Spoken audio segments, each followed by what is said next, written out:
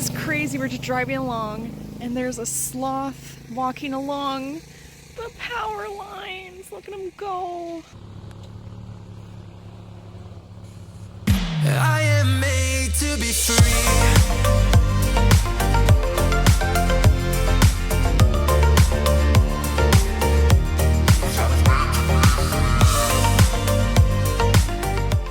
Please don't ram our car. Oh, he only has one horn. Baby.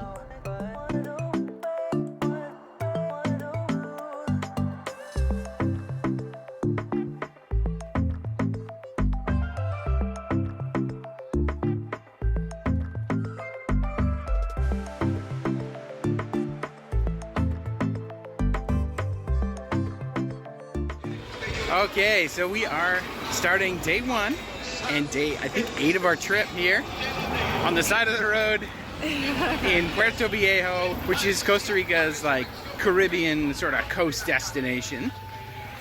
We got in last night. This place was jam-packed. Man, people are really enjoying their weekends here. We were talking to our hotel owner, and she was saying that this place has gone from sleepy town to like beach town central here during COVID. Yeah, everybody from San Jose comes out here for the weekends. So we are here for 4 full days of soaking in the sun, sitting at the beach, going snorkeling. I'm gonna do a little surfing, and we're just some hanging out. We had a great breakfast at our bed and breakfast, and now we're just heading to town. And then beach time. And then beach time. How is it? That is really good. So this is where we got some iced coffees on our walk to town from Caribbeans, which is where we're going to do the chocolate tour later, or tomorrow. We're just walking along the jungle kind of trail to get to Puerto Viejo proper for iced coffees. A bit nicer than along the road. Yeah, man, it even makes me already think like, we should just spend more time here. This place is dope.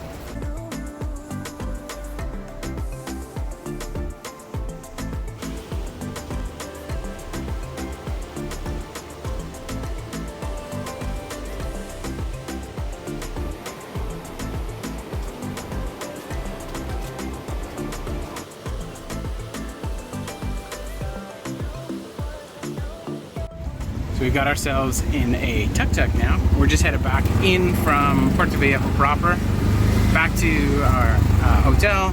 We get cleaned up, get ready to go, and then hit the beach.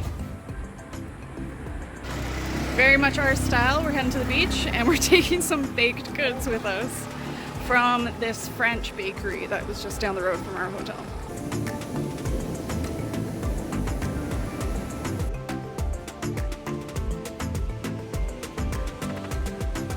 So we walked back from the beach and saw a bunch of monkeys on the side of the road, which is pretty cool. And now we're just having dinner at La Nena again. Pretty chill day, so we'll see you tomorrow. So it's day 2 here in Puerto Viejo. We have a couple fun activities planned today. We're gonna first go to the Jaguar Rescue Center, where they rescue animals and you get to kind of learn about them. You have to do it with a tour, but that's okay. That'll be really nice. And then in the afternoon, we're going to do a chocolate tour with Caribbeans. So more activities today. Just walking to the Jaguar Rescue Center right now, and the city is notably different than when we arrived. So I guess this is more back to what you call like regular life right now, which is very nice. Have a little doggo friend coming with us. A lot of tourists here today, I guess.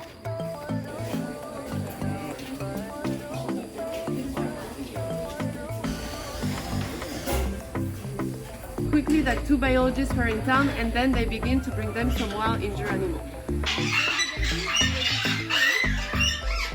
She fell from the nest and she got some neurological problems. She got kind of a brain damage, so that's why she's not able to fly.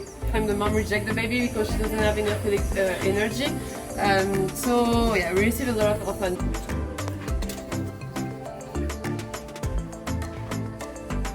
Really dramatic monkey.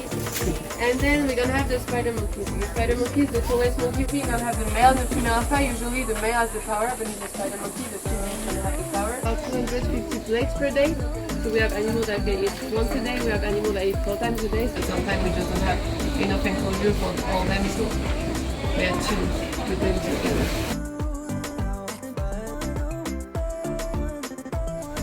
So this is Turanga.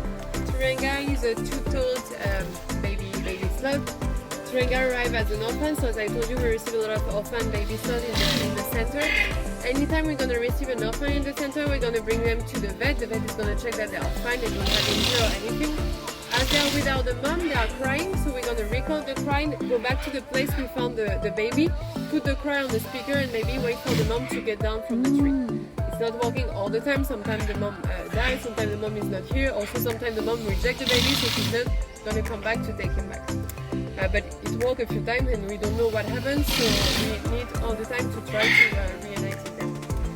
So we never find the mom of Turanga, so she had to stay here. But then she came here in July last year, so she was about 1.5 years old. The problem with Turanga is that she should be 3 times the size she is right now. She's not growing at all. She came here 400 grams, she's about 700 grams now. She should be more than 1.5 kilos. She's absolutely not growing. You can see also she has like the baby hair still, like the super thin hair that they have as a baby. The two we are here, so they are not really alone. And then when there is no more two, that's how they are able to rotate the back ankle.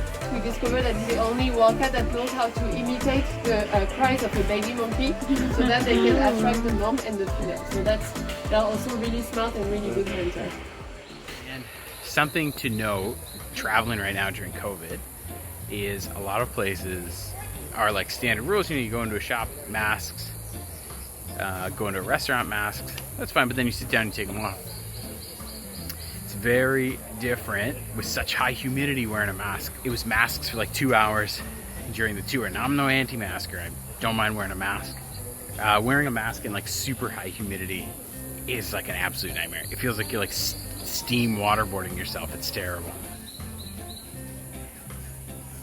So we just finished at the Jaguar Rescue Center. It was really nice. You got to learn all about the animals there. So essentially the center is, the animals you see at the center are only the animals that they cannot release to the wild, and all the other animals they try to keep away from people so that they don't get like too used to being around people. Acclimatized people. So all the ones we saw are ones that cannot be released. One thing we learned was that one of the biggest ways that animals get hurt here is electrocution, which makes me really worried about the sloth we saw on the power line. I hope he was okay. We know what to do now. You call the fire department. Yeah, you call the fire department if you see that, and they can come and rescue him. So I'm just chilling at the beach alone. It's like super hot today. We got finished with the Jaguar tour this morning, which was awesome.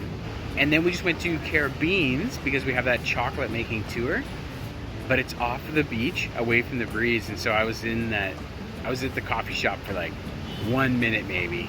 And I had sweat pouring down my face and I was like getting choked out of my mask, and I just said like, not a chance. Stace, if you want to do it, by all means. And so I just come back here to the beach. But I'm just chilling. Stacy, we'll cut to Stacy getting in a chocolate tour.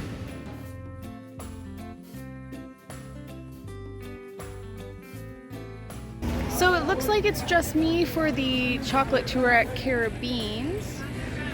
Tristan was having a rough time in the heat with the mask on and everything. So he's just gonna hang out by the beach while I do the tour, because I still want to try some chocolate.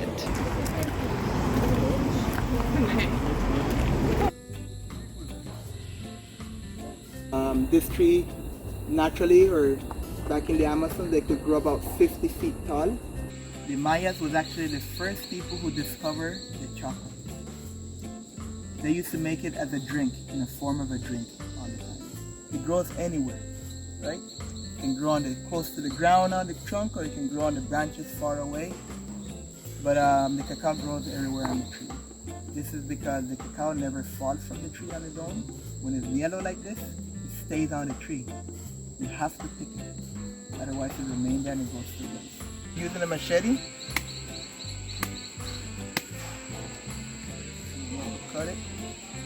Cool. cool.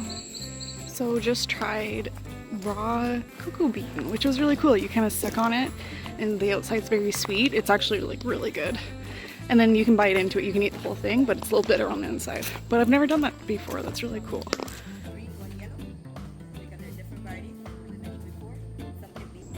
Once they're dry in the sun, you get them, you roast them in a pot with fire.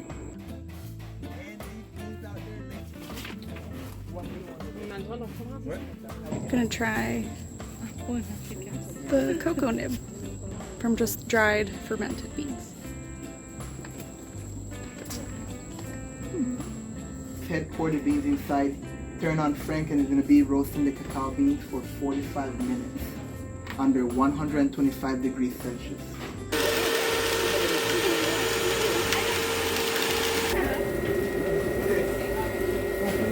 To make a liquid paste, we have the perfect liquid chocolate that we're looking for. And there the lady. Here we are. So the first bar we have is Carmo from Kawita.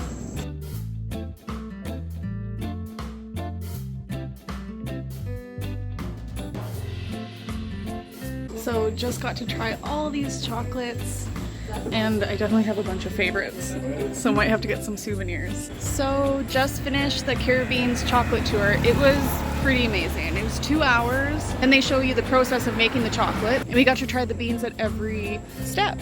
So that was really cool, and then we got to try all of their different chocolate flavors. Another thing that was really cool was that we tried 3 different 70% chocolates from different farmers in the region, and based on their different cacao trees, the chocolate tasted a little bit different. So it was really cool just like tasting the subtleties. So yeah, it was amazing. I highly recommend the Caribbean's tour. I bought 10 chocolate bars for Tristan to try because I feel bad he missed out, but it was really amazing. I highly recommend.